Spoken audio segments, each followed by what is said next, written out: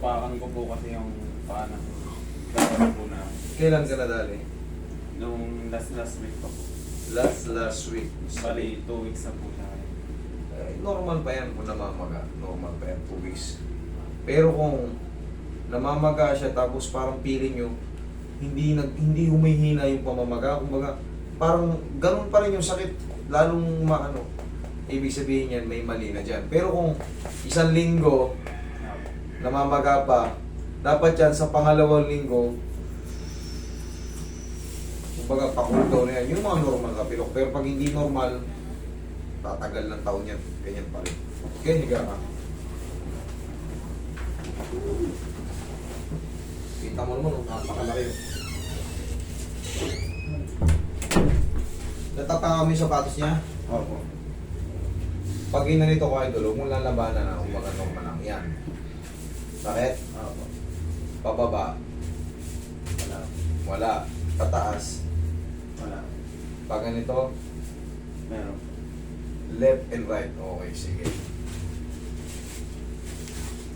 Kaya ako ginaganyan, para mamaya pag binalikan ko, ma-observa mo kung may matitira dyan, mahina na lang. May pinsa pero, kumbaga, wala na, kayang-kaya na. Kasi, alam mo kung bakit? Namamaga pa eh. Hindi naman yan kagad magsi-0-0. Hindi yan kagad na, pag in-adjust ko, yung maga, Wow, wala na. ampak din kagad, hindi ah. Pero 1 linggo lang to, idol, nasa court ka na naman. Relax lang. Huwag mong titigasan na. Medyo malaki yung paa mo eh. Isa pa?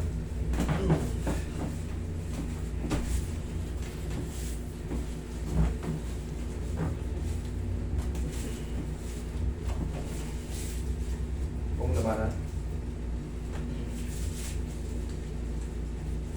Yun. Umabol. Ilan naman hinahanap natin yung talos joint magalaw. Opo. Pag gumano na yun, sure ball na yan. Kasi siya ang may control sa ganyan, ganon, ganyan. Yung tinatawag nating talos joint sa gitna. Kailangan yun magbago, umusog. Para mawala yung umiipit na mga ligaments niya. Or na-overstretch sa mga tendon.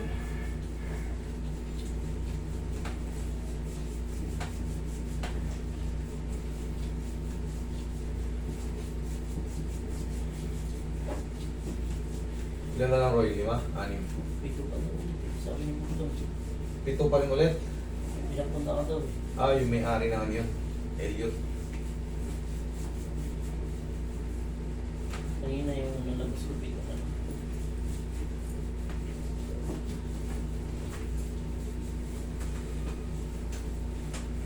Yung may-ari na yan. Alam niyo Elliot dun sa may Sarangay.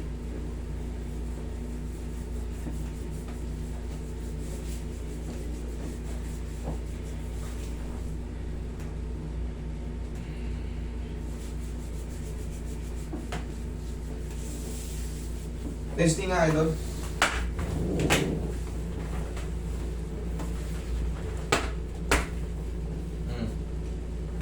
Medyo okay na po. Ayan na. Opo. Pahinga lang 1 linggo. Nasa court ka na naman. Thank you po.